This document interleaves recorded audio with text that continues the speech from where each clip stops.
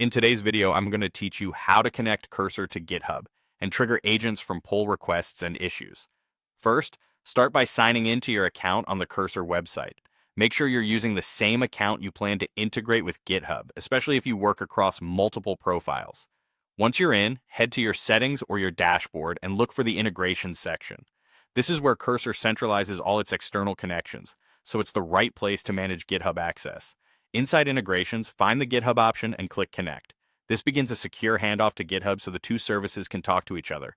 If you're not already signed in on GitHub in your browser, you'll be asked to log in. After that, GitHub will ask you to choose which repositories Cursor can access.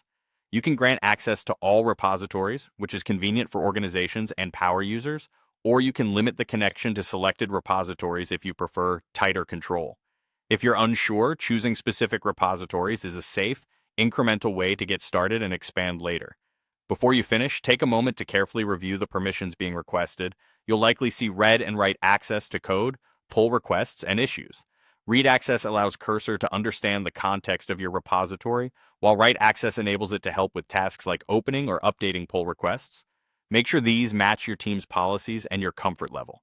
If anything seems unclear, hover over or expand the permission descriptions to see exactly what's included, and proceed only when it makes sense for your workflow.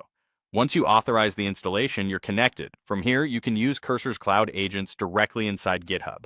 On a pull request or an issue, simply leave a comment that starts with #cursor followed by your prompt. For example, you might ask it to summarize a pull request, propose test cases, explain a default, or suggest improvements. Keeping your prompt specific helps the agent respond with focused, actionable output. If you ever need to refine the agent's response, reply in the same thread with additional context, and the agent will continue from there.